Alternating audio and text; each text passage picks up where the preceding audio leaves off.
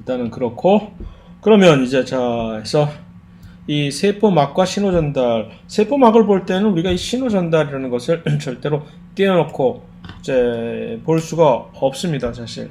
그래서 일단은 막에 대해서 먼저 막의 성질을 우리가 살펴볼 때, 막은 언제나 이 선택적 투과성이라는 생체막, 세포막이라는 것은 이 영어로 selective permeability라고 해서 이 선택적 투과성에 대해서 우리가 생각해 봐야 합니다. 그것이 이제 세포막의 성질입니다. 누구는 들여보내고 누구는 들여보지 않는다는 그런 선택적 투과성이죠.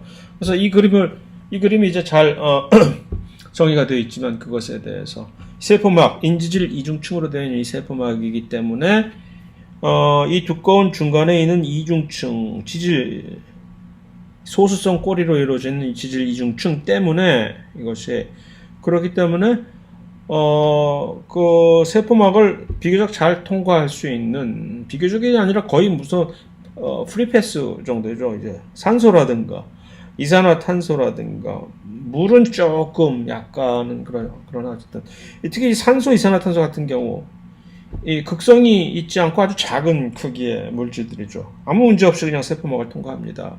이 소수성, 이 층 때문에 비극성인 소수성 물질들은 잘 통과시키고, 이 친수성 물질들은 이것을 통과하지 못하기 때문에, 비록 표면은 친수성 물질들인 인지질에 있는 그 인과 그 친수성을 띠고 있는 그 인과 그 친구들이 있긴 하나, 이 중간층이 워낙 두껍기 때문에 그렇게 된 성질이죠. 그래서 콜레스테롤이라고 하면은 나름대로 비교적 꽤 덩치가 큰 물질이긴 하지만 콜레스테롤은 대표적인 지질이기 때문에 별 문제 없이 통과할 수가 있습니다. 다만 콜레스테롤을 이런 식으로 개개인 각계전투 방식으로 세포막을 통과시켜 보내지는 않습니다. 불행히도 우리 세포에서는 콜레스테롤은 훨씬 덩치가 큰 이것이 이제 일반 생물학 2에서 주로 다루는 것이기 때문에 여기서 얘기를 할 기회가 없을 내포작용에서 얼핏 얘기할 기회가 있긴 하겠으나, 콜레스테롤이라고 하는 것은 LDL이라고 해서, 들어는 봤을 거예요, LDL.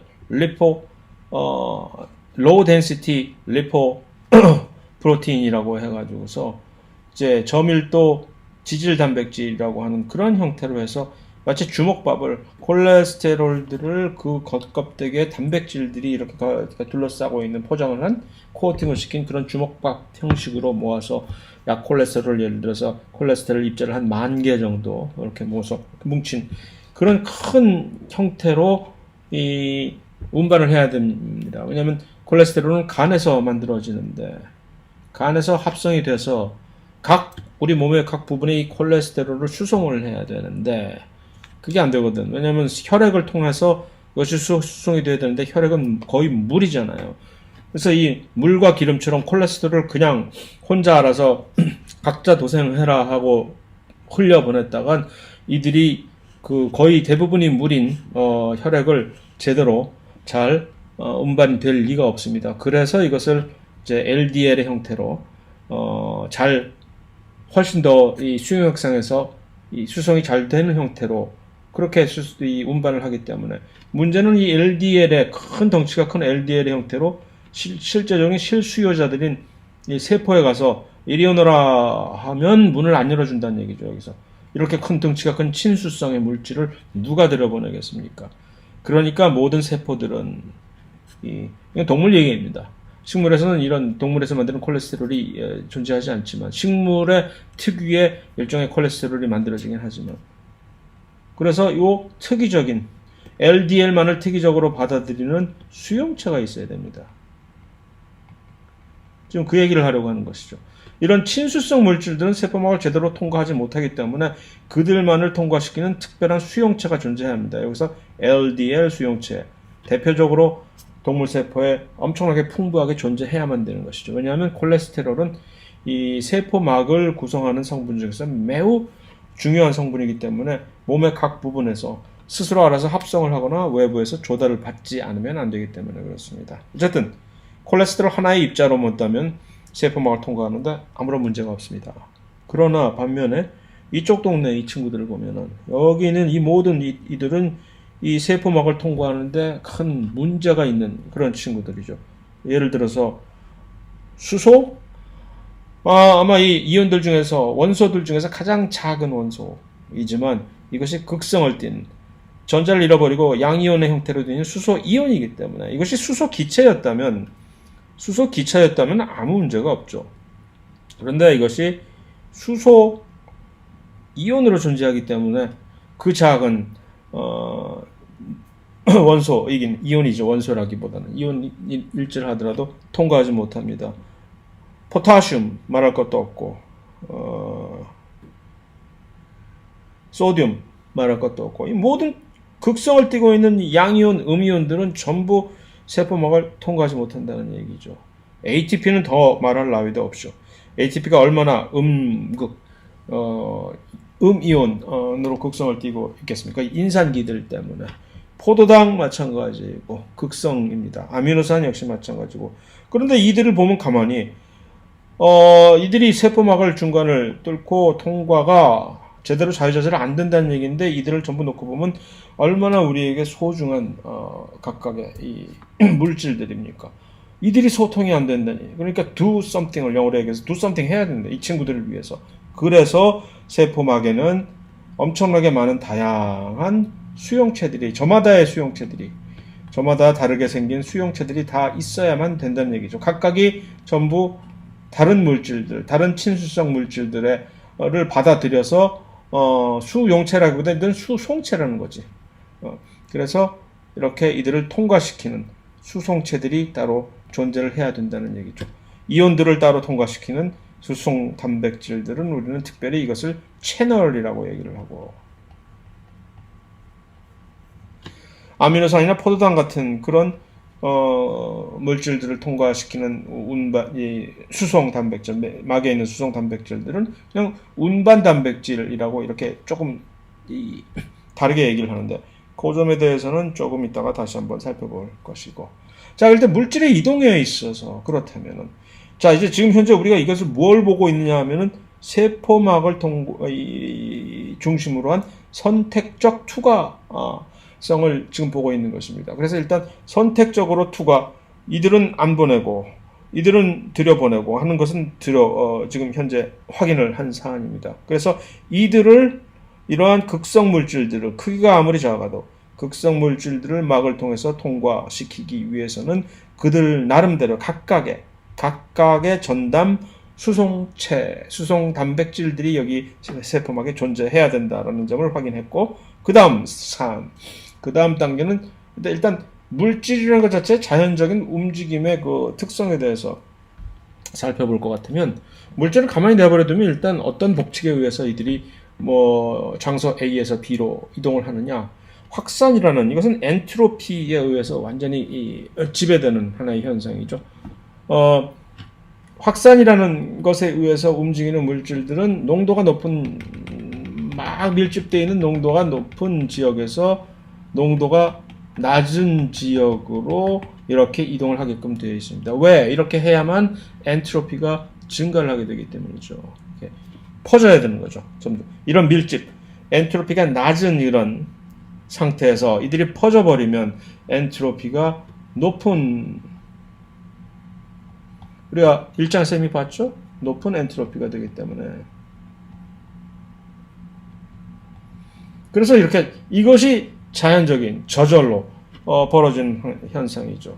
잉크 한 방울 떨어뜨려도 그러니까 쭉 이렇게 퍼져버리고, 이러한 현상을 통틀어서 확산, 디퓨전이라고 얘기를 하는 것이죠. 그런데 이제 확산을 이룰 때 얼마나 이것이 훨씬 스피디하게 지점 A에서 B로 얼마나 빨리 이렇게 확산해서 움직일 수 있느냐 하는 것은 마치 물이 움직일 때 낙차가 높이가 이렇게 낙차가 크면 클수록 어떤 물이 이쪽에서 이렇게 움직일 때 운동 에너지가 훨씬 큰 것처럼 이 확산에 의한 어떤 물질들의 움직임도 그 두 지점 사이에 이 농도 차이가 크면 클수록 이들이 훨씬 더 강력하게 빨리 움직이게 되겠죠. 그러한 이 농도 차이를 우리는 뭐라고 표현을 하느냐? 농도 기울기, concentration gradient라고 얘기를 합니다. 그래서 이 농도 기울기야말로 이 확산의 원동력일 뿐만 아니라 모든 물질은 확산에 의해서 움직이는 물질들의 이동은 농도 기울기를 따라서 이렇게 움직이는 것이죠. 끝이 하나의 용어이고, 두 번째로는 용질, 솔루트라고 하는 것은 무엇이냐 하면은 물로 이루어져 있는 수용액 상태에서 녹아있는 물질들은 전부 용질입니다. 소금물이라고 우리가 봤을 때, 소금물이라는 수용액이 있을 때 이 물 자체에 녹아있는 소금들, 나트륨이라고 표현이죠. 소디움 클로라이드라고 하는 그런 물질들이 이온화가 돼가지고 이렇게 퍼져 녹아 있는 상태.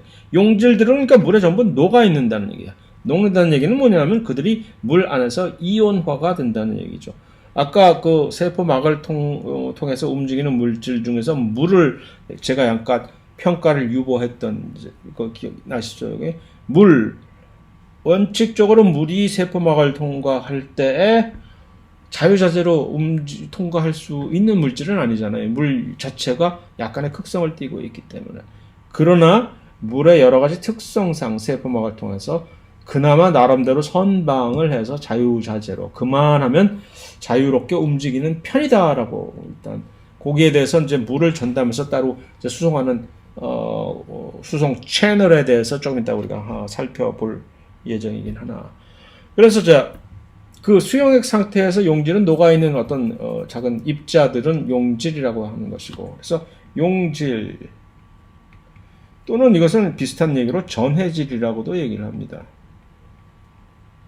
왜냐하면 용질이 어떤 물질이 물에 녹는다는 얘기는 물이라고 하는 극성을 띠고 있는 물이라는 것이 일전에 약간의 극성을 띠고 있잖아요. 산소가 있으면서 두 개 수소가 이런 식으로 방향을 틀고 있을 때 이쪽은 약간 마이너스, 이쪽은 약간 플러스 이렇게 이 부분적 전하가 이렇게 있기 때문에 이런 상태에서 물들과 상호작용을 할 수 있으려면 여기에 잘 녹는 물질들 역시 이온화가 이렇게 돼 있어서 이렇게 서로 상호작용하고, 염소는 이렇게 해서 또 여기서 서로 상호작용을 하고 이렇게 짠짠짠 하고 뭐 이런 식으로 뭔가가 이루어져야만 되는 것이죠. 그래서 그런 식으로 이 용질을 용해시키는 액체는 전부 물처럼 이제 용매인데, 물처럼 이렇게 극성 용매만 있느냐? 벤젠처럼 비극성 용매도 있는 것이죠. 그것을 이제 유기용매라고 우리가 특히 얘기를 하는데, 그러니까 소수성 물질들은 유기용매에만 녹는 것이고, 이런 친수성 물질들은 이온화가 잘 되는 친수성 물질들, 소디움 클로라이드가 이제 친수성 물질의 대표적인 이런 물질들은 이 수용성, 물을 기반으로 한 수용액에 잘 녹게 되는 것이죠. 자, 이렇게 용매와 용질을 일부러 미리 이제 복선을 깔아두는 이 얘기는 삼투라고 하는 것을 설명을 하기 위한 것입니다. 삼투란 무엇이냐 정의를 한다면 선택적 투과막을 통한 물의 확산입니다. 확산. 물 역시 그러니까 물이 확산을 할 때는 무슨 얘기냐? 농도가 높은 곳에서 낮은 곳으로 움직이는 것이 전부 다 확산이죠. 그러니까 물 자체, 물의 입장에서 봤을 때 자기 자신의 물 분자들의 농도가 높은 곳에서 물 분자들의 농도가 낮은 곳으로 이동을 하는 그런 현상인데, 다만 한 가지 조건이 요거 선택적인 투과막을 중간 사이에 놓고 물이 그런 식의 방식으로 확산을 하는 현상을 우리는 오스모시스, 삼투 현상이라고 얘기를 합니다. 물이 왜 이렇게 손수 나서서 이런 일을 하느냐 하면은, 원래는 물 안에 녹아있는 용질이 훨씬 움직이는 것이 빠른데, 중간에 있는 선택적 투과막 때문에 이 용질의 모기장, 가장 대표적인 선택적 투과막, 비록 자연적인 것은 아니나 얼핏 떠올릴 수 있는 것이 모기장입니다. 그 모기장이 어째서 선택적 투과막이냐? 공기는 마음대로 왔다 갔다 할 수 있으나 그 사이를 두고, 모기나 사람은 그 모기장을 사이를 두고 마음대로 이렇게 왔다 갔다 통과할 수가 없는 것이기 때문에 세포막도 일련의 그런 현상을 보여주는 것이죠. 아까 우리가 봤듯이 누구는 왔다 갔다 할 수 있고 누구는 못 왔다 갔다 하고 할 경우, 그래서 여기서는 그 세포막보다도 먼저는 그냥 그 중간에 막에 마치 모기장처럼 그 중간을 왔다 갔다 할 수 있는 그 구멍의 크기가 어떤 특정한 크기여서 용질조차도 그 크기를 제대로 자유자재로 통과할 수 없는 그 구멍 크기가 작은 그런 상황을 한번 떠올려 봅시다. 상상을. 그랬을 때는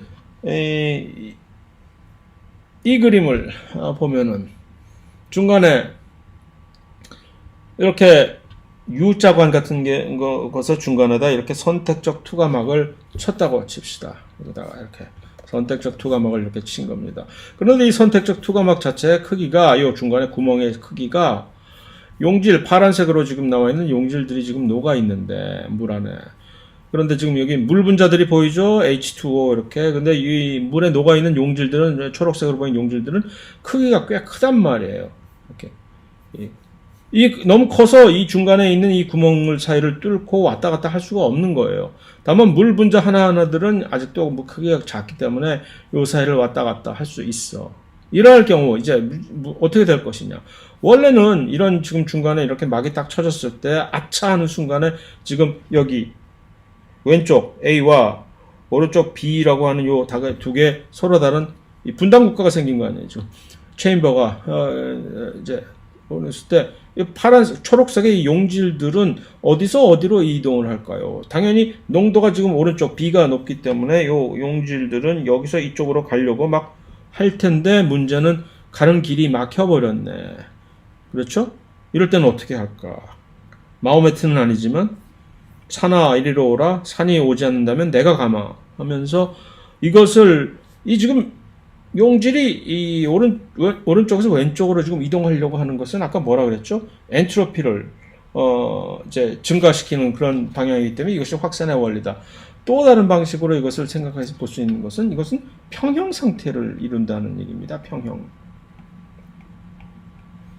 어떤 물질이 농도가 높은 곳에서 낮은 곳으로 이렇게 움직이는 확산을 하는 이유는 그래서 결국은 이 전체적인 이 개에서 저희가 범접할 수 있는 최소한의 그 공간적인 개에서 농도상으로 전부 균형을 이루어서 평형 상태를 그래야만 분포 전체적인 엔트로피 분포가 가장 높아질 수 있는 그런 상태이기 때문에 이런 평형 상태를 이루기 위해서 옮겨가는 것인데 지금 현재 이 막혀 있는 그 선택적 투과막 때문에 평형 상태를 이룰 수가 없게 되는 것이죠. 그러면 그 평형 상태를 대신 누가 이루어지느냐? 물이 대신 움직여주는, 용매가 대신 움직여주는, 이것이 바로 이제 삼투 현상이라는 얘기죠. 이럴 경우에는 이 물이 스르르르 움직여가지고서 저쪽으로. 이렇게 되면 왜 이렇게 움직이느냐?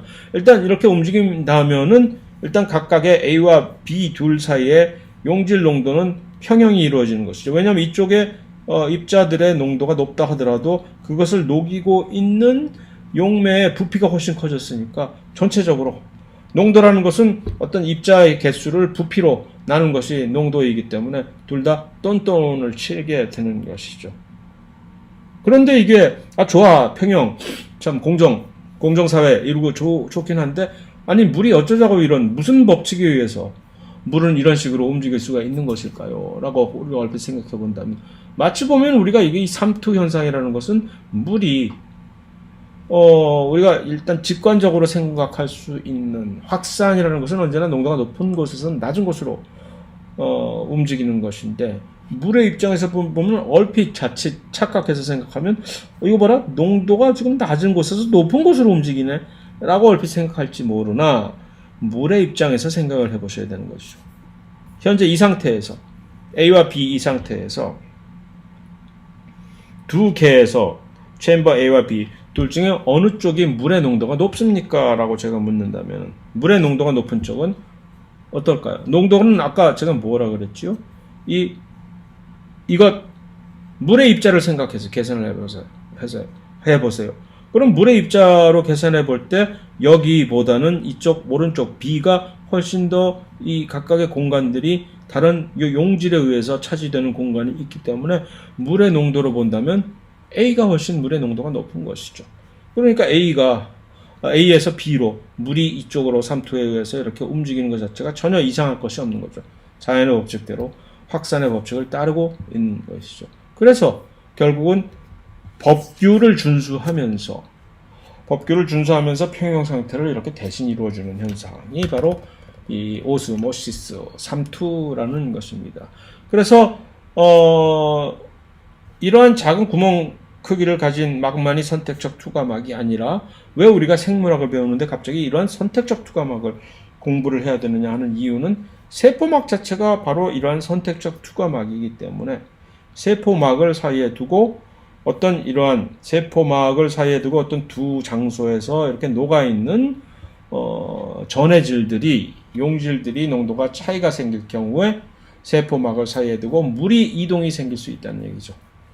물의 이동은 사실은 생명체에 있어서 심각한 매우 중요하게 신경을 써서 관찰해야 될 사안이기 때문에 잘못해서 이것이 잘못되면 세포 입장에서는 물을 완전히 뺏겨버려서 쭈그렁 바가지가 되어버릴 수가 있는 것이고 또 잘못하면은 장마철 개구리배 마냥 불어 올라가서 외부에서 물이 자꾸 적죠. 물 먹는 하마가 돼가지고서 갑자기 배가 펑 터져버릴 수도 있는 것이기 때문에 그 삼투는 항상 우리가 주의 깊게 지켜봐야 된다는 얘기죠.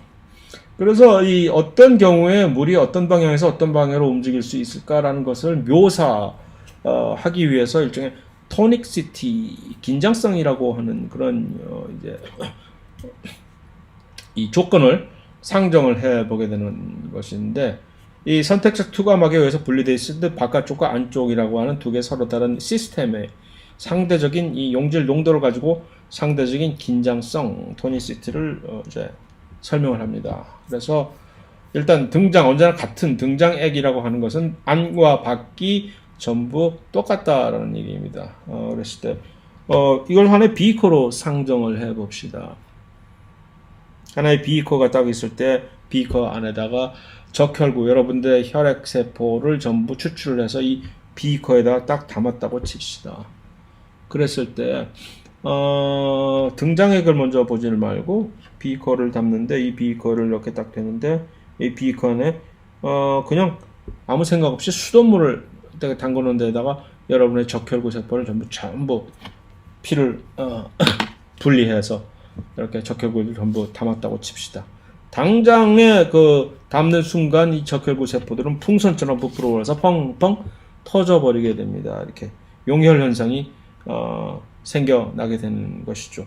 그랬을 때 요 바깥쪽에 있는 비커에 있는 이 상태 요 부분에 있는 용액들을 뭐라고 표시하느냐? 상대적으로 낮은 저장액이라고 얘기를 합니다. 다시 말해서 세포라는 것은 세포막을 사이에 두고 그 안쪽에 어떤 이 정도의 일정량의 이 여러 가지 전해질의 농도가, 용질의 농도가 있게 마련인데 이것이 그런데 그것을 그 용질의 농도보다 용질이 이 농도가 낮은 곳에 그런 곳을 저장액이라고 얘기를 하는 거죠. 저장액에다가 세포를 담그면 세포는 터져버리겠죠. 동물 세포일 경우는. 왜? 삼투 현상이 어디서 어디로 멀어진다? 물이 바깥에서 안쪽으로. 왜? 이쪽에 있는 용질의 농도가 훨씬 바깥쪽에 있는 용질의 농도보다 훨씬 높으니까 삼투 현상이 어떻게 벌어져? 물이 바깥쪽에서 안으로 쭉쭉쭉쭉 들어가는 그런 현상이 벌어지겠죠. 이 세포를 저장액에다 놔두면은. 그런 현상이 벌어지지 않게 하기 위해서는 바깥쪽에 있는 이 염분 내지는 용질의 농도와 세포 안에 있는 그러한 농도가 같은 그것을 우리는 똑같다 해서 등장액이라고 얘기를 하겠죠. 요 등장액이 사람의 경우에는 이것이 어느 정도가 등장액이냐. 이게 바로 이제 생체 식염수라는 것이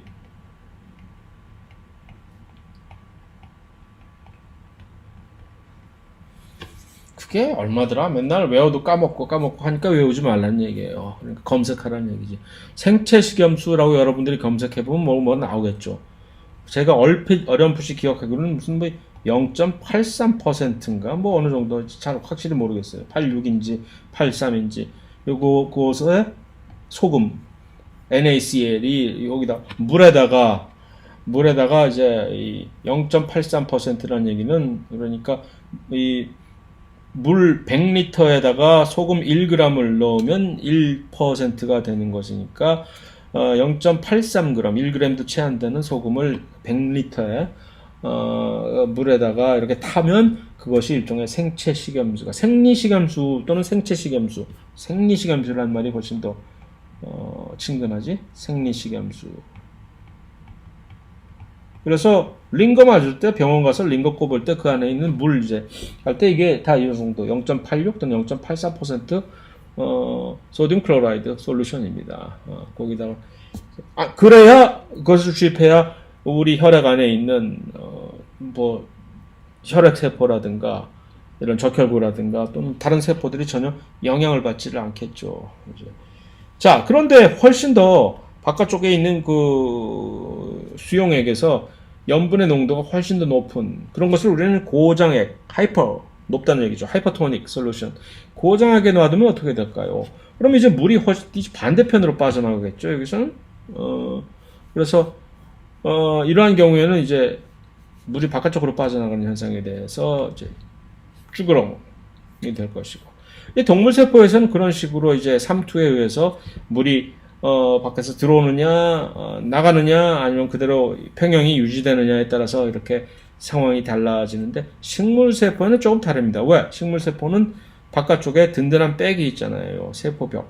세포벽이 있기 때문에 일단은 식물 세포는 저장액에다가 던져 놓아 버려도 이 동물 세포처럼 이렇게 팡 터져버리지를 않습니다. 그래서 그런 팡 터진다는 그런 것을 한국말은 용혈 현상이라고 얘기를 하는데, 라이스 라고 하는데, 라이스 팡 터져버리는. 그런데 그것이 안 일어나요.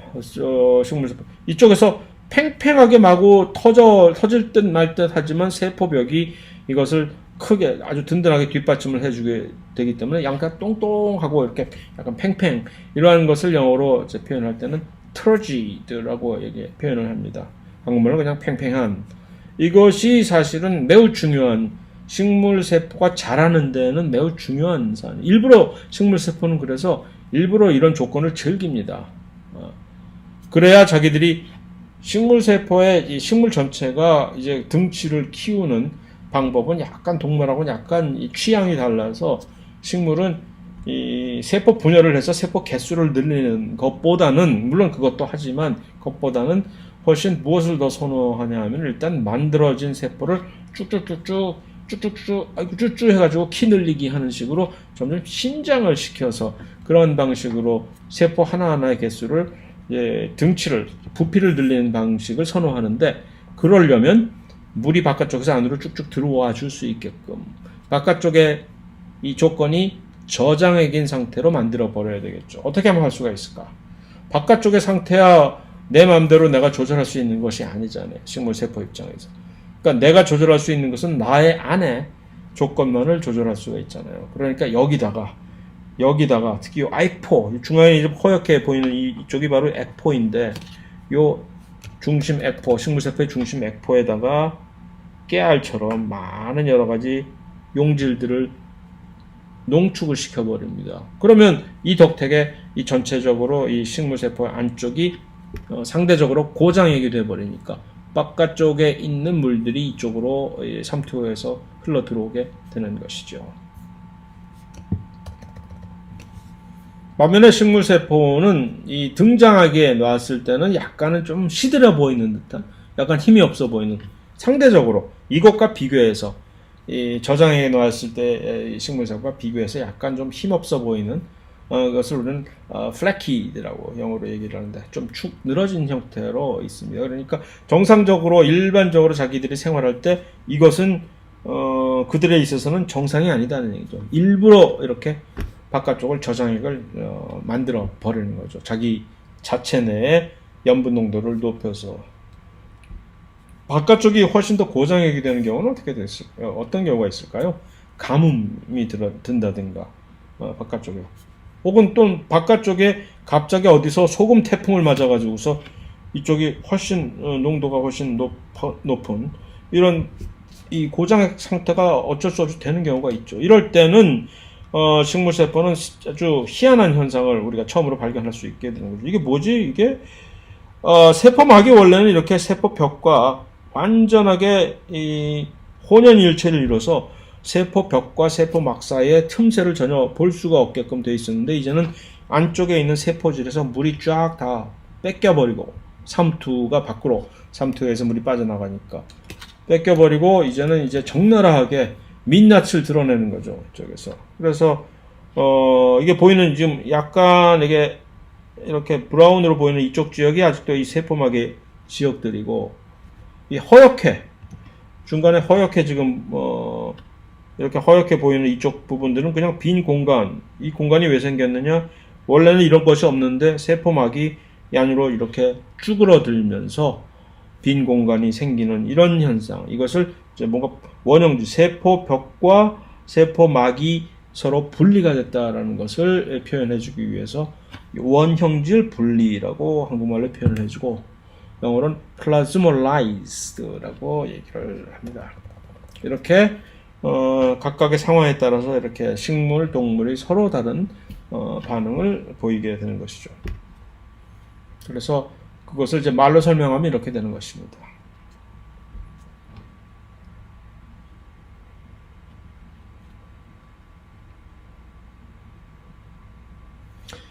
그래서 이제 식물세포가 저장액에다가 자식이 자신을 이렇게 드러났을 땐 팽팽하게 되는 이 팽팽하게 되는 요 압력 자체를 우리는 그러니까 뚱뚱해지면서 세포벽이 이렇게 있으면서 세포막이 막 밖으로 이 물이 이쪽으로 이렇게 들어오니까 물이 들어와서 그 힘 때문에 압력들이 이렇게 발생을 하잖아요. 이렇게 이런 밖으로 이렇게 당겨버리는 이런 압력을 우리는 터보 프레셔라고 해서 터보 프레셔 한국말로는 팽압라고 하는데 그러니까 이런 팽압을 이용해서 세포박을 바깥쪽으로 쭉쭉 밀어내서 세포가 키 크는 그런 기전을 발휘를 하는 겁니다.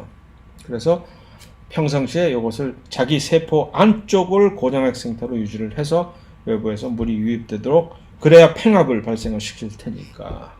그래서 이것을 세포의 신장을 하는데 원동력으로 사용을 합니다.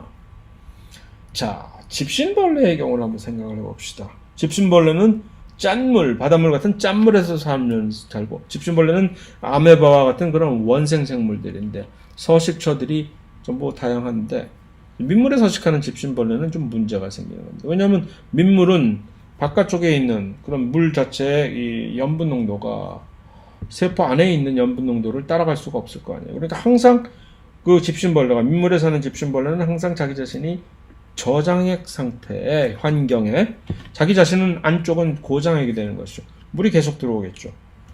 집신벌레가 세포벽이 있는 것도 아니고 당해낼 재간이 없는 거지. 좀 있으면 터져버릴 텐데. 그래서 희한한 펌프를 수축포라고 하는 contractile vacuum이라고 하는 일종의 펌프입니다. 그래서 밖으로 물을 계속해서 퍼내는 그런 펌프를 활용하게 됩니다. 이 그림에서 두 개의 수축보가 있습니다. 하나, 두 개의 집신벌레는 그래서 서로 왔다 갔다 서로 콤비를 이뤄서 이렇게 펌프질을 하게 됩니다. 그래서 꽉 채워진 수축포를 쭉 하면 바깥으로 물을 퍼내고 하는 식으로 두 개의 수축포가 저렇게 교대로 왔다 갔다 해서 물을 방출을 하게 됩니다.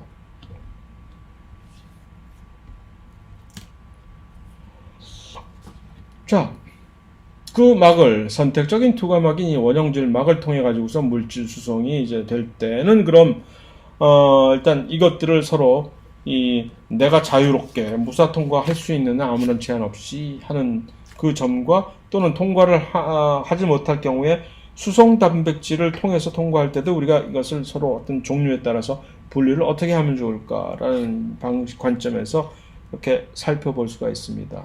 일단 세 가지 종류의 물질 수송이 원형질 막을 통해서 사실은 이루어지는데 우리가 얼핏 요거 두 개만을 생각을 할 수 있으나 수송 소낭을 통해서 밖으로 외포장을 통해서 던져버리는 그 수송 역시 원형질 막을 통한 물질 수송 중에 하나니까 이것도 사실 염두에 둬야 되는 것이죠. 일단 수동과 능동 수송은 어떻게 구분을 할까요? 수동 수송이라는 것은 수동적으로 패시브하게 시류에 따라서 그 얘기는 수동 수송은 항상 언제나 어디서 농도 기울기에 따라서 높은 곳에서 낮은 곳으로 물질이 이동하게 되면 이것은 수동수송입니다. 저절로 일어난다는 얘기죠. 에너지, 저절로 일어나는 현상에 대해서 우리가 에너지를 어떻게 조달해 주지? 라고 이렇게 걱정할 필요는 없는 것이죠. 지가 알아서 지가 스스로 하겠다는데 왜 내가 돈을 줘? 라는 것이죠. 그럼 이러한 수동수송, 농도 기울기에 따른 이동인데 언제나 농도가 높은 곳에서 낮은 쪽으로 이동을 할 때는 그러면 이제 확산이라는 얘기인데 그것이.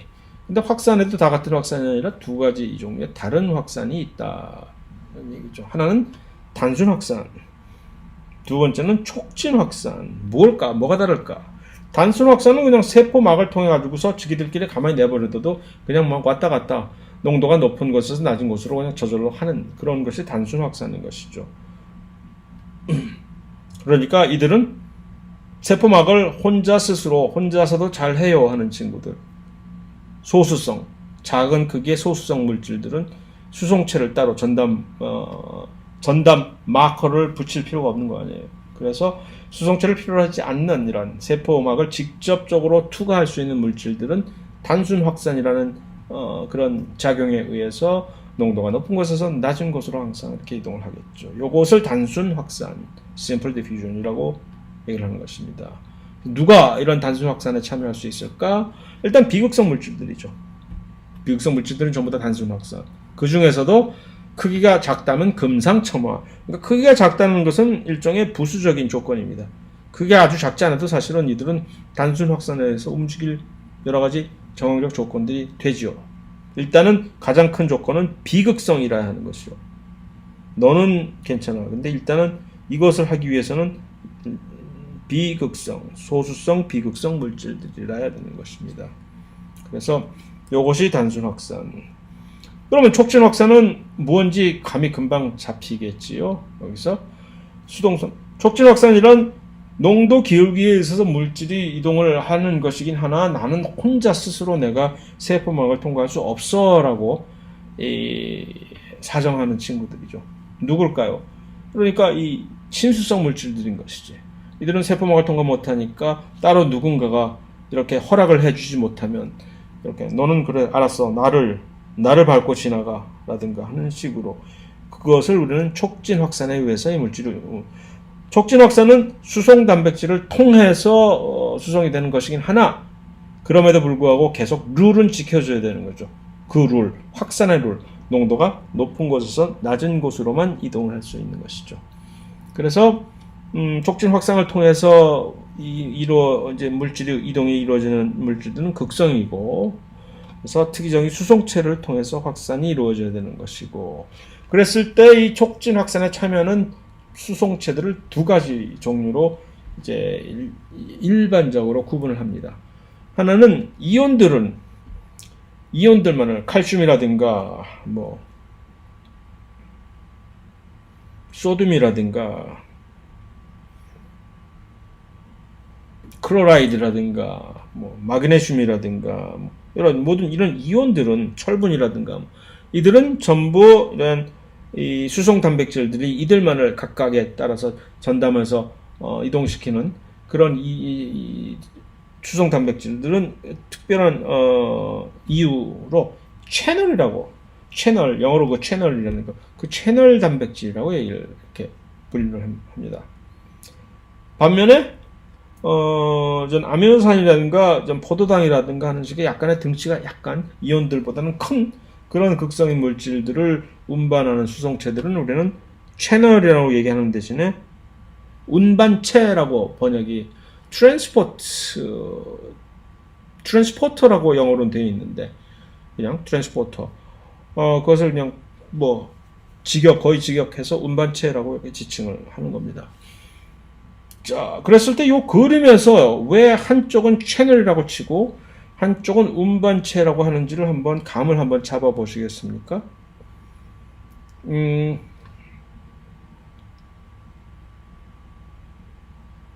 채널, 이제 트랜스포터라고 얘기하는 것을 제가 약간 잘못 얘기한 것 같은데, 트랜스포터라는 말이 아니라 캐리어 프로테인이라고 얘기를 하네요.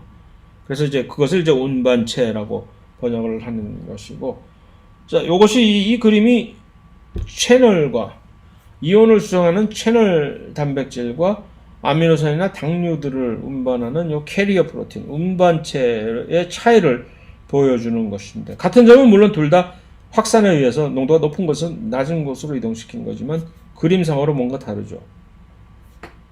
채널 단백질들은 점잖게 독야청청 변하지 않는데 이 운반체 캐리어 프로틴들은 오도방정을 좀 떠내 위쪽으로 벌렸다 아래쪽으로 벌렸다 이렇게 왔다 갔다. 왜 이럴까요? 이게 왜 캐리어 프로틴들은 이러고 채널 프로틴들은 가만히 있으면서 오던가 말던가 하면 이제 이온들이 알아서 이 사이를 지나갈까요? 크기가 차이가 있는 것이죠.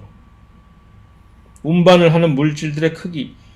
이온들은 상대적으로 사이즈가 작기 때문에 이 공간, 운반체, 수송체 단백질들이 마련해주는 중간에 이 공간을 큰 문제 없이 이렇게 통과를 왔다 갔다 할 수가 있는 반면에 이 아미노산 또는 당분들, 뭐 단당류 또는 뭐 이당류들의 저런 당분들이 움직이는 이런 저는 그들의 물질 자체 사이즈가 좀 크기 때문에 그들을 이렇게 제대로 원활하게 움직이게 하려면 이 수송 단백질 자체의 이 구조가 이렇게 변하지 않으면 꿈틀꿈틀거리면서 변하지 않으면 이 제대로 원활하게 이것을 끝까지 수송을 시킬 수가 없기 때문에 이 수송체 단백질 자체의 구조가 운반하는 과정에서 조금씩 변하게 되는 그러한 다른 차이점이 있기 때문에 채널과 캐리어 프로틴을 이렇게 구분을 하는 것입니다. 자, 여기서 우리가 내가 왜 갑자기 이렇게 죽었지? 여기서 한 가지 특이한 채널 단백질을 한번 소개를 합니다. 아쿠아포린이라고 하는 는 물만을 전담해서 이제 운반하는 채널입니다. 채널이라니. 그러니까 확산에 의해서 물을 촉진 확산에 의해서 운반을 해? 난 물은 그냥 세포막을 통해서 완전히 무사통과 할 수 있는 건 줄 알았더니 물이 왜 촉진 확산에 의해서 운반이 돼야만 되는 것이지? 라고 할 때 왜? 물이 극성이잖아요. 그러니까 물 자체도 사실은 그냥 가만히 내버려 두면은 세포막 사이를 왔다 갔다 하는데 상당히 애로를 일정 부분의 애로사항을 느끼게끔 돼 있는 겁니다. 그래서 이 아쿠아포린 같은 경우는 이제 물을 훨씬 더 세포막 사이를 통해서 훨씬 더 원활하게 막 빨리 물을 이제 이동을 시켜야 되는 그런 필요가 있는 특별한 조직에서 훨씬 더 많이 이제 만들어져서 쫙 깔려 있겠죠. 분포가 되어 있을 것입니다. 그래서 특히 이제 척추동물, 척추동물들에서는 신장 조직, 콩팥 있는데 왜 물을 재흡수를 빨리빨리 해서 이 방광을 통해서 소변으로 배출되기 전에 물을 가능한 한 많이 빨리빨리 이것을 흡수를 해야 되기 때문에 거기에 아쿠아포린들이 아주 많이 발달이 되어 있습니다. 그래서 빨리 물을 재흡수를 하게 되는 것이죠. 그래서 이 아쿠아포린의 구조 자체는 이런 식으로 되어 있어서 아주 가는 크기의 좁은 동굴 형식으로 되어 있으면서 그래서 어느 특정 지역을 물 한 분자씩만 이렇게 지나갈 수 있도록 놓으면서 조금 부연 설명을 한다면 요소요소에 어떤 특정한 요 단백질을 이루는 아미노산들이 특정하게 이제 양이온을 가지고 있는 아미노산들이 아주 중요한 요소의 길목에 매복을 해 있어가지고서 그래서 물들과 약간의 음극성을 띠고 있는 물 분자들을 훨씬 더 빨리빨리 끌어당기게 해주는 그러한 역할을 해줘서 원활하게 이 물들이 움직이는 이 물기둥이 쫙 움직이는 물기둥이 연속적으로 신속하게 계속 이동을 할 수 있게끔 해주는 것이 이제 아쿠아포린의 그런 구조적인 특성입니다. 그래서 이 신장 조직에 우리가 많이 발달되어 있는 것은 얘기를 했고 식물세포 같은 경우에는 이 훨씬 아쿠아포린을 가장 많이 볼 수 있는 지역이 어디겠습니까? 뿌리에서 식물의 뿌리에서도 훨씬 아쿠아포린을 많이 볼 수가 있습니다. 그들도 역시 물을 빨리 흡수를 해야 되는 그런 경우도 있기 때문에. 다만 식물이 언제나 이 자기가 살고 있는 그 환경으로부터 흙으로부터 물을 계속 항상 이제 이 받아들여야만 되는, 물을 빨리빨리 흡수를 해야 되는, 항상 물과의 관계에서는 의리이냐라는 것은 또 그렇지도 않습니다. 홍수가 나버린 지역 같은 경우에는 아쿠아포린이 이 바깥쪽에서 그런 식으로 이제 물을 받아들이는 역할을 하는 것이 아니라 수문을 닫아버리듯이 아쿠아포린을 닫아버립니다. 식물 뿌리에서는. 그러니까 식물에서 보이는 이 아쿠아포린은 특별하게 여기다가 특별하게 여기에 이제 이 뚜껑을 개폐 채널이라고 해서 이렇게 달고 있다가 이걸 열었다가 닫았다 할 수 있는 그런 특별한 종류의 아쿠아포린이기도 합니다. 자, 그래서 요것이 이제 이 수동수송인데, 그러니까 이것이 촉진 확산, 운반 수송 단백질에 의해서 매개가 되는 촉진 확산이든 단순 확산이든 간에 이들의 공통점은 결국 이 에너지의 필요 없이 투입 필요 없이 농도가 높은 곳에서 낮은 곳으로 이동을 시키는 수동 수송일 뿐이다라는 것입니다. 반면에 세포는 또 이 반대쪽으로 농도가 어떤 한쪽에 훨씬 지금 높은데도 불구하고 계속적으로 이제 이것을 농도가 높은 곳으로 계속해서 이제 운반을 시켜줘야 되는 경우도 많겠죠. 대표적으로 우리가 이전에 보았던 양성자 펌프 같은 경우, 리소솜의 산성을 유지하는 양성자 펌프라든가 하는 그런 것들, 계속적으로 수소를 계속적으로 그쪽 방향으로 농도가 높은데도 불구하고 계속적으로 운반을 시켜줘야 되잖아요. 그럴 경우에는 이제 그러한 비자발적인 자연적인 형태가 아닌 농도가 낮은 데서 높은 곳으로 반대로 거슬러 올라가야 되는 그런 현상이기 때문에 ATP 가수 분해라든가 하는 방식의 에너지를 사용을 해줘야만 이것이 가능한 그런 것이고, 그것이 바로 이제 능동수송에 관한 것입니다. 그래서 이 능동수송의 경우는 농도 기울기에 역행을 한다라고 표현을 해주는 것이고, 낮은 곳에서 높은 곳으로. 그래서 그러기 위해서는 에너지를 사용을 해야만 되는 것이고, 그래서 이 능동수송을 양성자 펌프라고 이름을 지었잖아요. 그런 식으로 일부러 에너지를 사용해서 훨씬 더 역동적으로 일을 해야만 되는 그러한 이미지를 부각시키기 위해서 그런 능동수송에 참여하는 수송체를 펌프라고 보통 일반적으로 합니다. 또는 펌프가 이름이 조금 저속하다, 천박하다, 싫다 하면 대신에 ATPase라고 하는, 왜냐하면 에너지를 사용을 하는 하나의 이론으로서 ATP를 가수분해를 시키잖아요. 그 ATPase라고 하는 이 호소는 ATP를 가수분해시키는 그런 일반적인 제네릭 네임입니다.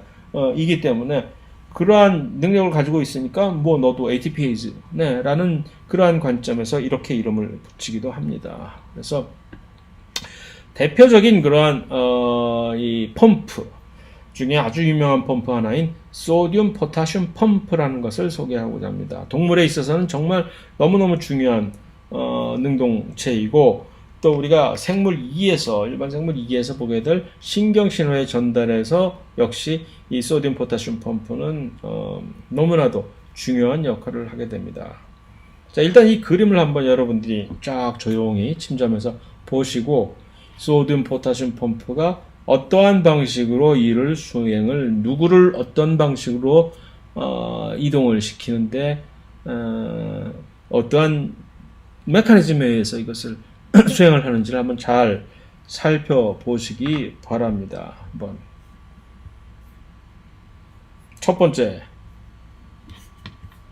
이렇게 되어 있고, 두 번째 2단계, 3단계, 4단계, 5단계 이렇게 쭉 되어 있죠? 뭘까요? 다시 한번 정리를 크게 한번 해볼까요? 자,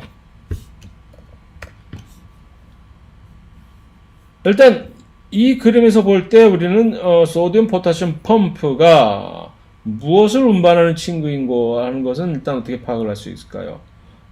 소듐과 포타슘을 두 개를 동시에 다른 방향으로 운반을 하는구나 하는 것을 알 수가 있겠죠.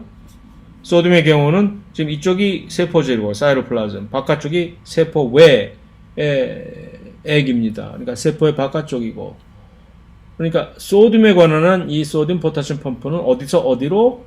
세포의 안쪽에서, 세포질 쪽에서 바깥쪽으로 지금 이것을 던져버리네. 그죠?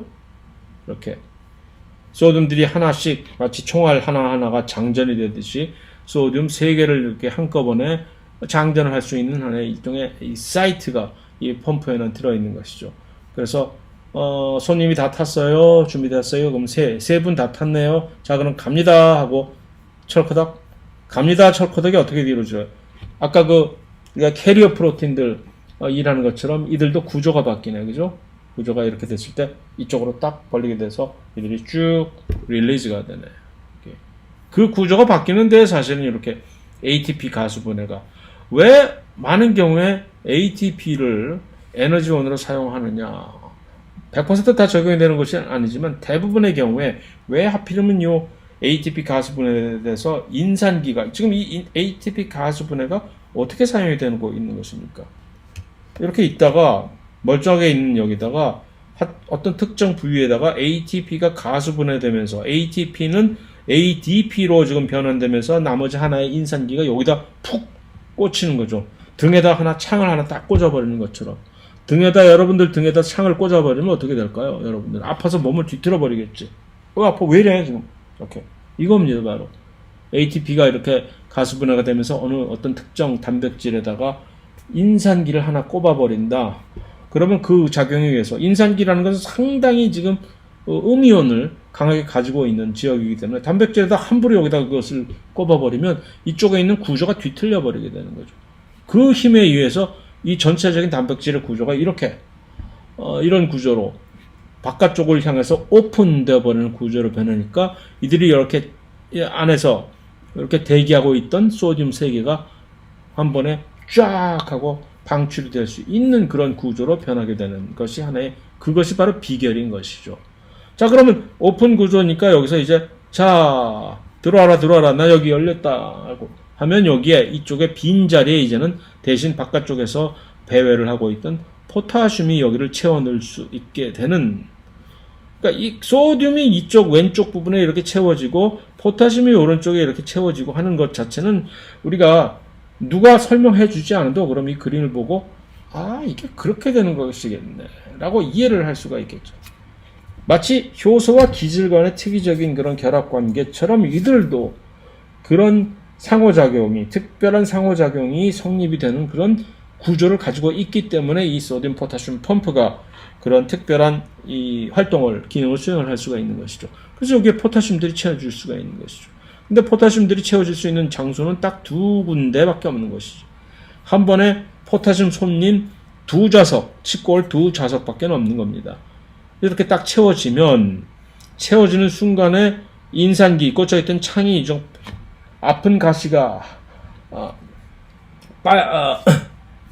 알터니가 빠지듯이 아팠던 그 창이 뽑혀버리게 되는 거죠. 아이고 시원해 하고 이 뽑혀버리게 되면 아까 원래 구조로 이들이 돌아오게 되지. 안쪽을 향해서 오픈이 되어 있는 그런 형태로. 그러면 이제는 이들이 바깥쪽으로 이렇게 쏟아져 내릴 수 있는 그런 구조로 변하게 되는 것이죠. 이것이 계속해서 반복이 되는 겁니다. 이것이 바로 소듐 포타슘 펌프가 일을 하는 하나의 방식인데, 그러면서 계속해서 소듐이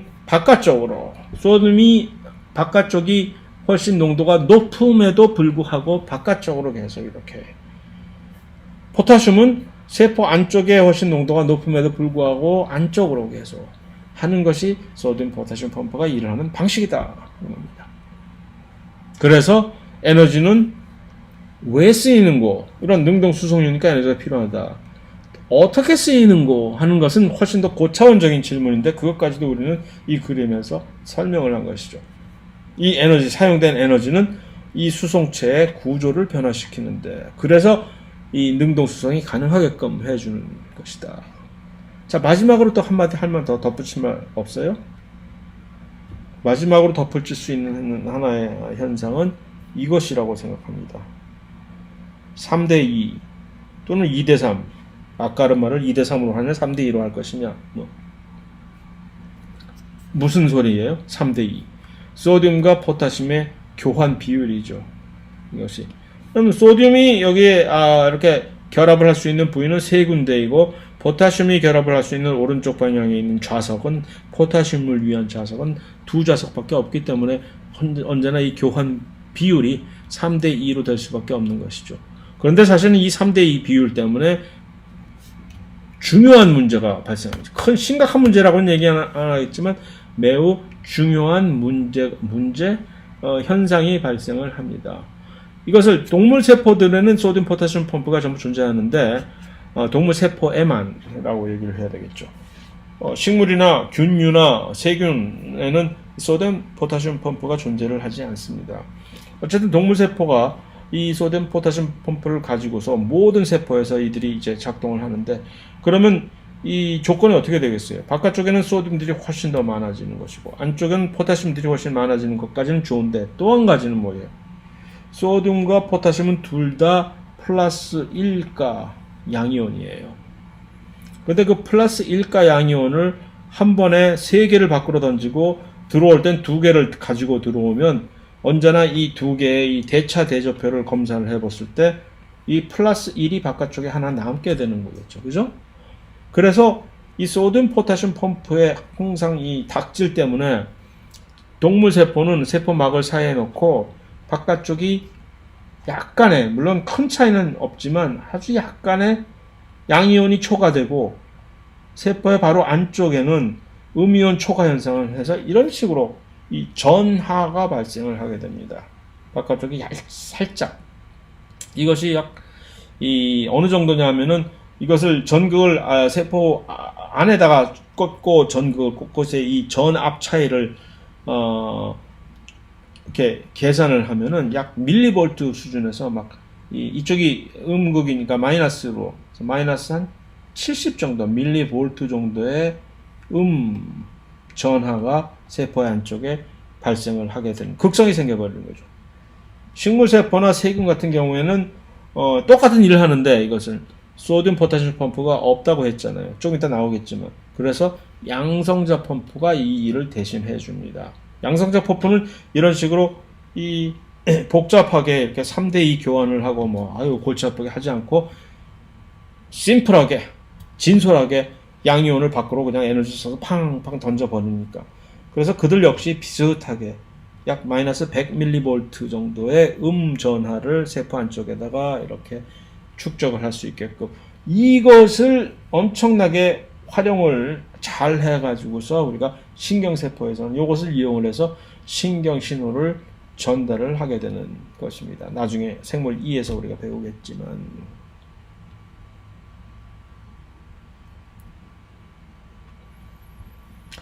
자, 그것이 이제 소듐 포타슘 펌프가 일을 하는 방식입니다. 두 번째는 동시수송이라고 하는 것을 한번 살펴봅시다. coupled transport 이게 뭐냐?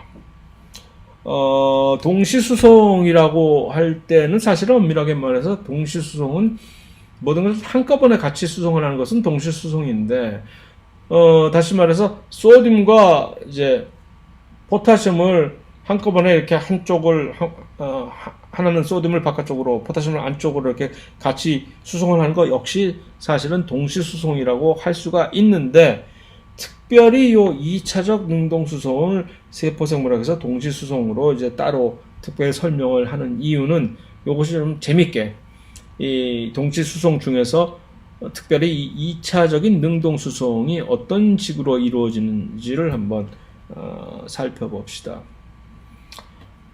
말로 이것을 설명하자면 이 2차적 능동수송, 동시수송은 흔히들 2차적 능동수송이라고도 하는데 능동수송이긴 하지만 소듐 포타슘 펌프 경우처럼 또는 양성자 펌프의 경우처럼 단도직입적으로 1차적으로 어떤 물질을 이렇게 직접적으로 ATP를 써서 하는 것이 아니라 요 secondary active 2차적 능동수송은 무슨 일을 하는 거냐면 능동수송체의 작용에 의해서 자기가 아니라 원래 또 다른 옆에 있는 이웃한 내 친구면 친구 아니면 엄친아면 엄친아 능동수송체의 작용에 의해서 발생한 이온의 농도 기울기가 있다면 대표적인 그런 이온의 농도 기울기 능동수소의 작용에 의해서 소듐 포타슘 펌프가 열심히 일한 결과로 바깥쪽에 소듐 이온이 훨씬 초과가 되는 거잖아요. 이런 농도 기울기가 소듐에 관한 한 우리 동물에서 소듐에 관한 한 이런 이온 농도 기울기가 세포 바깥쪽에는 소듐 이온이 훨씬 더 많고 왜? 소듐 포타슘 펌프가 계속 일을 그렇게 하니까 안쪽은 소듐 이온이 조금 적고 이런 농도 기울기가 이렇게 발생을 하게 되는 거죠. 이런 식으로. 근데 이것을 이용을 해서 이러한 농도 기울기가 있다는 것을 간파를 하고 바깥쪽은 소듐 이온들이 지금 없어서 못 들어와. 이제 들어올 채널이 없어서 못 들어온다는 얘기죠. 내가 한번 슬쩍 그것을 이제 좌판을 한번 벌여볼까 하는 그런 발상을 한 것이 바로 이 동시수송을 수행하는 그런 친구들입니다. 그래서 그런 특정 물질을 그러면서 같은 들어올 때 너 소듐 들어오게 해줄게 내가. 그 대신에 너 들어올 때 혼자 들어오면 안 되고 누구랑 같이 손 붙잡고 들어오면 내가 열어줄게 하는 식으로 아주 치사한 방법으로 이것을 지가 만들어 놓은 것도 아니면서 이것을 바로 우리는 동시수송 또는 2차 능동수송이라고 얘기를 합니다. 자, 먼저 식물의 경우는 어떤 일을 하는지 식물의 양성자 수크로스 공동수송을 한번 살펴봅시다.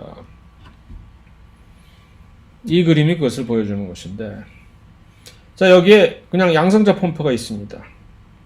양성자 펌프는 에너지를 사용을 해서 수소이온을 마구 밖으로 뽑아버립니다. 그럼 세포 바깥에는 수소이온들이 초과가 됩니다. 이렇게. 그럼 이들은 어떻게 해야 될까요? 안으로 들어오고 싶어서 안달이 날 거 아닙니까? 확산에 의해서. 이쪽이 훨씬 농도 기울기가 바깥쪽이 훨씬 크고 안쪽이 농도가 적은 이러한 농도 기울기가 형성이 되는데 그러면 이 수소이온들은 마구 들어오고자 할 때 그런데 수소이온이 들어올 수 있는 한에 기회를 여기 수크로스 코트랜스포터 수크로스 양성자 코트랜스포터 공동수송체라는 얘기죠. 이름이 아까 한국말로 뭐라고? 양성자 수크로스 공동수송체라는 얘기죠. 글자 그대로 너 들어와. 다만 들어올 때 너 들어오는 동안에 너도 들어와. 수크로스 너도 들어와 라는 얘기입니다. 수크로스가 여기서 들어올 때 근데 문제가 수크로스는 안쪽에 훨씬 더 농도가 지금 현재 높아요. 이런 것을 지금 운용하는 식물세포의 입장에서 볼 때 바깥쪽의 농도보다. 그러니까 이 수크로스의 입장에서 볼 때는 수크로스는 지금 능동수송을 해야만 되는 처지에 있는 것이죠. 그런데 능동수송을 하려면 정당하게 값을 지불하고 너도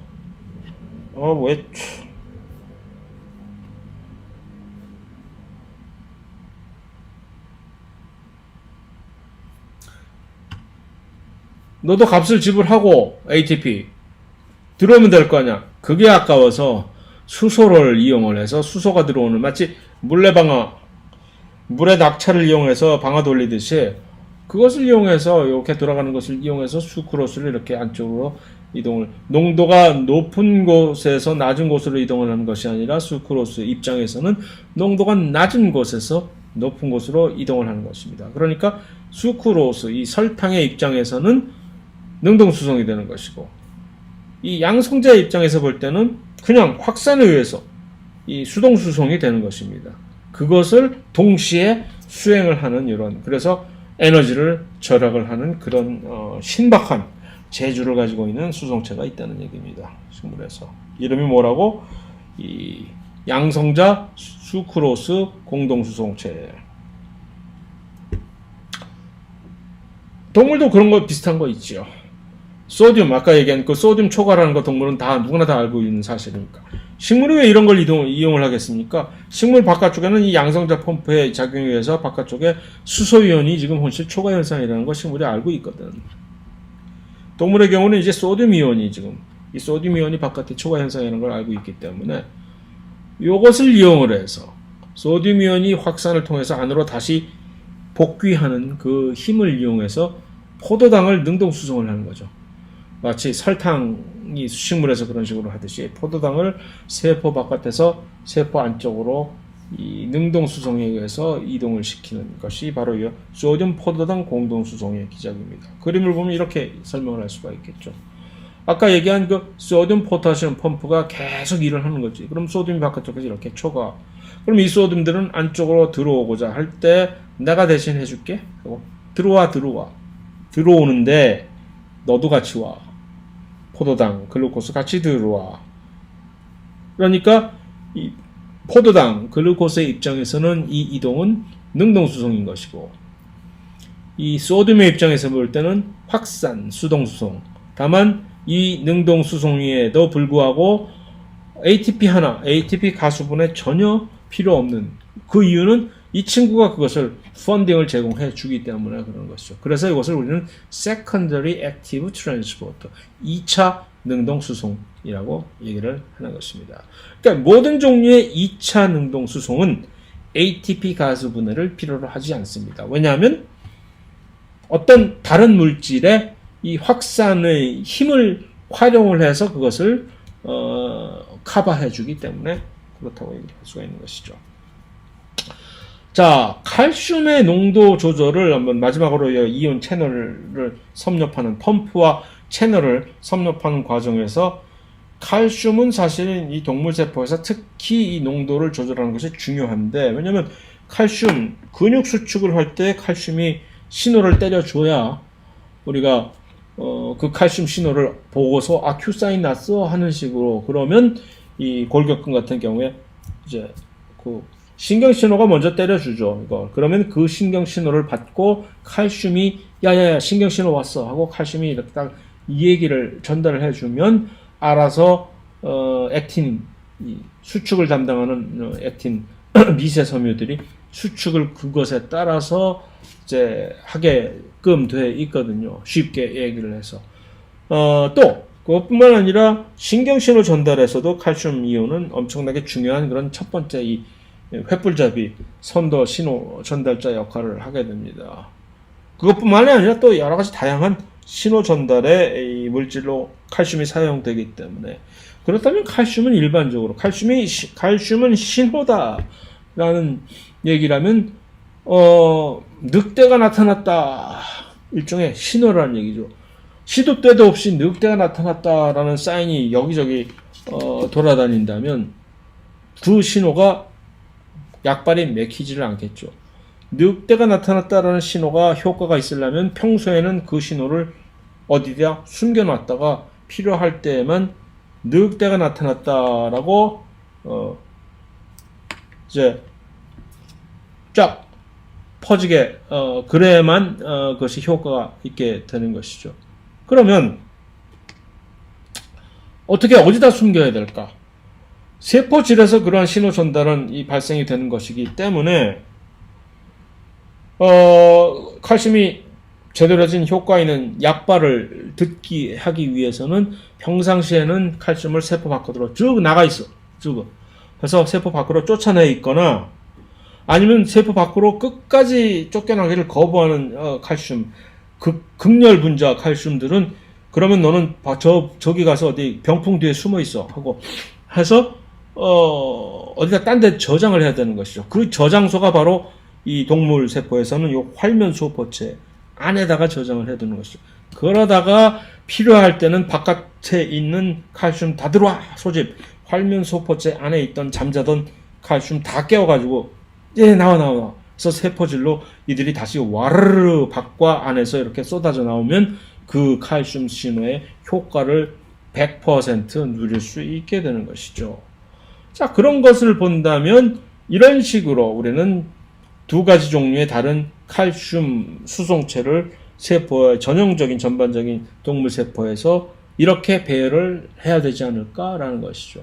그러한 것을 염두에 둔다면 세포막에다가는 두 가지 종류의 칼슘 수송체가 있을 수 있죠. 하나는 채널이고 하나는 펌프. 펌프와 채널의 다른 점은 펌프는 농도 기울기에 역행을 해서 칼슘을 운반을 해야 될 것이고, 채널은 농도 기울기에 순행을 해서 농도 기울기를 따라서 칼슘이 이렇게 들어오게 해주는 역할을 해야 될 것이고, 그러면 세포막에는 방향이 어떻게 놓여져야 될까? 세포막 사이를 두고 칼슘을 일단 쫓아내야 되는 역할을 해야 되는 친구는 펌프인 게, 칼슘 펌프는 이렇게 바깥쪽을 향하게끔 이렇게 해서 칼슘이 보이기만 하면 바깥쪽으로 이렇게 쫓아내는 그런 역할을 하게끔 방향이 되어 있겠죠.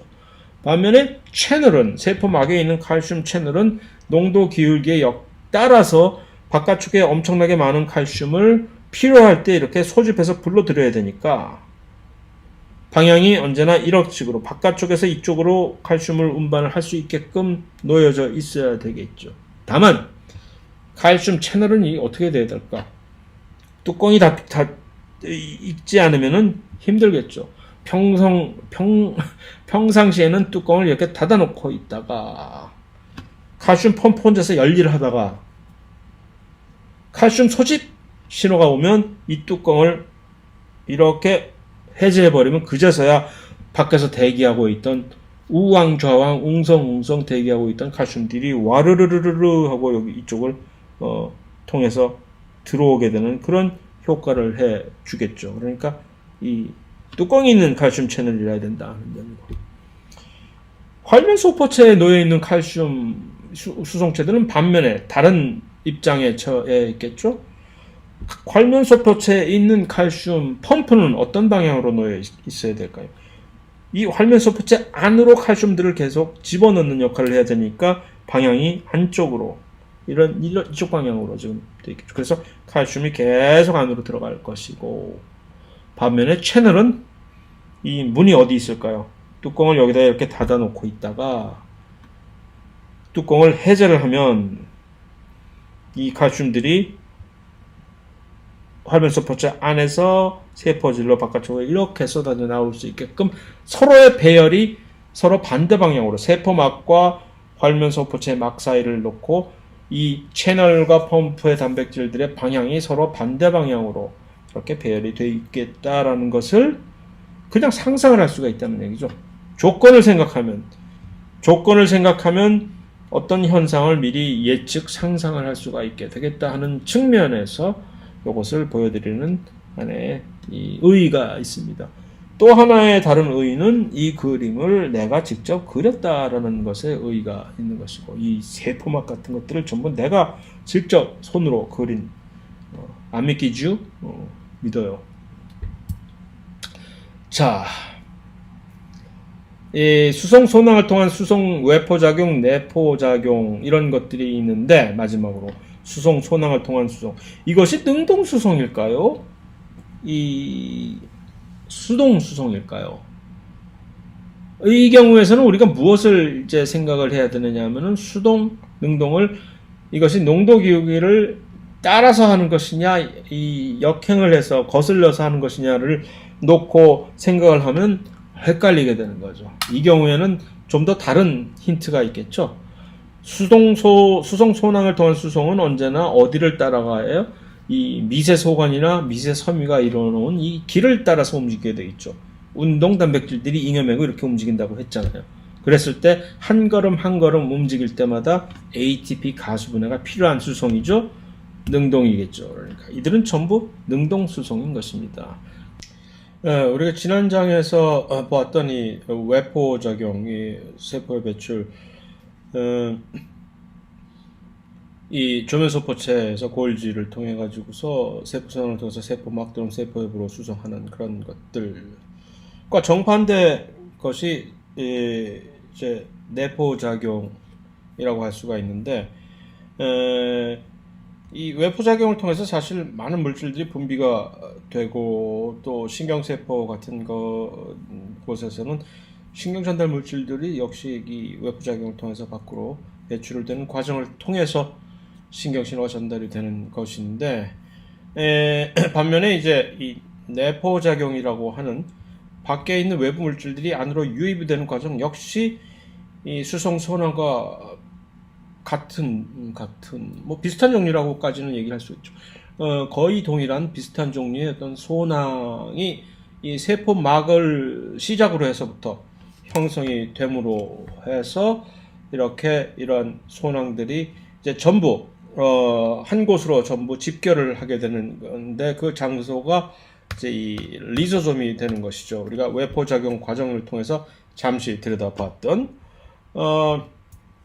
그래서 이 내포작용 역시 이 이제 수송소낭 세포막에서 형성이 된 그것을 통해서 들어오는데 한 가지 공통적인 세 가지 종류의 이 다른 경로의 방식의 내포작용이 있는데 그것이 어떻게 됐든지 간에 최종적으로 그들은 전부 다 리소솜으로 전부 종착지가 리소솜이 돼 가지고서 리소솜과 융합이 되는 과정을 통해서 그 물질들은 전부 다 분해가 됩니다. 그래서 리소솜이라고 하는 것은 내포작용에 있어서 하나의 이 출입국 관리소 또는 세관이라고나 할까요? 그래서 그래야 사실 안전하지. 외부에서 무엇이 들어온 줄 알고 이것들이 이제 그래서 이제 리소솜이 이제 융합되는 과정에서 혹시 이제 여기저기 책들에서 중간에 이제 엔도솜이라고 하는 것이 언급이 되는 경우가 있는데 이것이 무엇이냐 복잡하게 생각할 거 없이 그 수송소낭 내포작용을 통해 가지고 들어오는 수송소낭이 최종적으로 이제 융합되기 직전에 중간 단계 과정에 이제 수송소낭으로 눌러서 여러 가지 다른 종류의 엔도솜들이 있긴 하나 전부 통틀어서 이렇게 엔도솜들이라고 알아두시면 됩니다. 그래서 여기서 그냥 우리가 알아야 될 것은 세 가지 종류의 내포작용. 하나는 음세포, 또 다른 경우는 식세포, 마지막으로 수용체 매개 내포작용이라고 하는 이 세 가지 작용인데 큰 차이는 없는데 일단 특히 음세포와 식세포 작용은 음세포라고 하는 피노사이토시스는 셀 드링킹이라고 하는 그런 뜻입니다.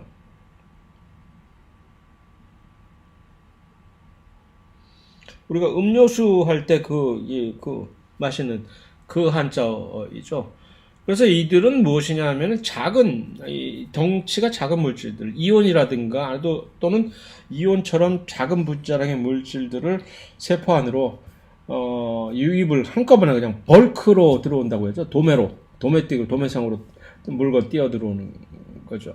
그럴 경우에는 입자들이 이온처럼 아주 작은 것들이기 때문에 그 중간에 그것들만 하나씩 핀셋처럼 찝어서 들어올 수가 없고 같이 물과 함께 같이 유입을 하는 방식밖에는 이제 할 수가 없는 것이죠. 그래서 이 물이 같이 개입이 되어 있기 때문에 이것을 음세포 작용이라고 표현을 한 것이고 식세포 작용이라고 하는 것은 좀 덩치가 큰 왕건이들을 얘기하는 것이죠.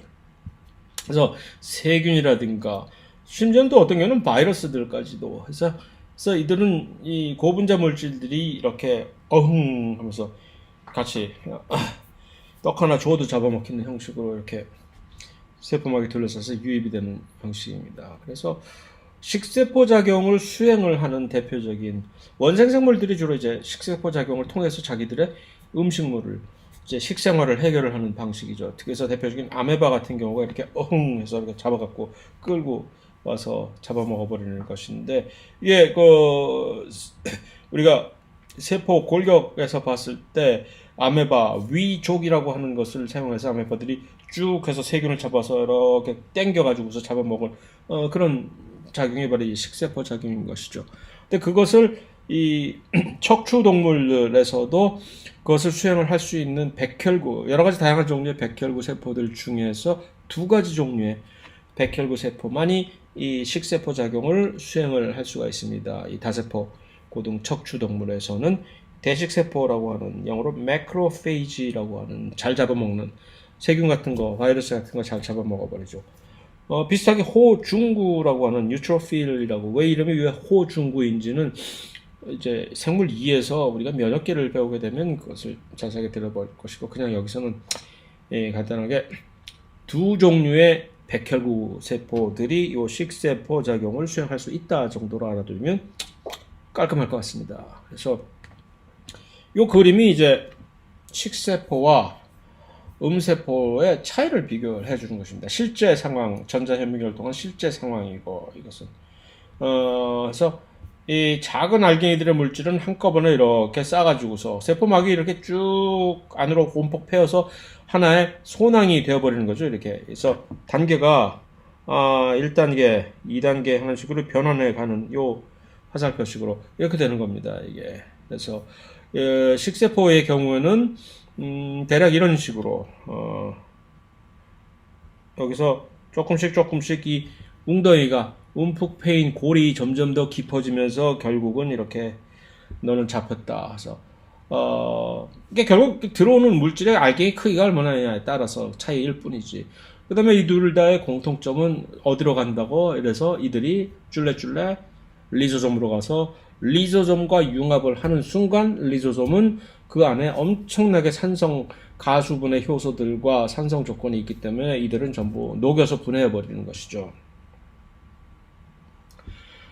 다만 이 수용체 맥의 내포 작용이라고 하는 이 세 번째 타입의 내포 작용이 조금 다른 것이죠. 이들은 1대1의 아주 특이적인 상호작용 관계를 활용을 해서 받아들이는 것이죠. 그러니까 아무나 거침없이 아무나 무차별적으로 받아들이는 것이 아니라 딱 그러한 관계를 우리는 이제 수용체, 어떤 특별한 수용체, 단백질로 만들어진 이 세포막에 존재하는 수용체가 세포막에 언제나 이 수용체가 이렇게 존재할 때 특이적으로 단백질이 있을 때 이것과 특이적으로 결합을 하는 어떤 물질, 작은 크기의 물질이죠 주로. 이것을 우리는 리간드라고 한단 말이죠. 리간드와 요 수용체와의 이것은 어떤 특정한 수용체와 특정한 리간드 사이의 이 관계는 마치 이 효소와 기질 간의 그런 특별한 관계인 것처럼 서로 간의 이 결합이 아주 특이적일 수밖에 없는 것이죠. 이렇게 해놓고 이들이 같이 손붙잡고 막에 쌓여가지고 이렇게 점점 막이 골이 깊어지면서 안으로 이들이 동시에 같이 침투가 돼서 들어가 버리는 것이 수용체맥의 내포 작용의 특징입니다. 그런데 이제 앞전에 두 가지 식세포와 음세포 작용과는 다르게 이 수용체맥의 내포 작용에 관여하는 요 수송소낭은 좀 특별한 껍질을 가지고 있습니다. 그 특별한 껍질을 우리는 이 피막이라고 해서 이 코티드 피막을 가지고 있는 그러한 껍질을 가지고 있는 막이다라는 얘기죠. 그래서 코티드 베시클이라고 하는 그 껍질은 뭐냐면 단백질 껍질입니다. 이것이.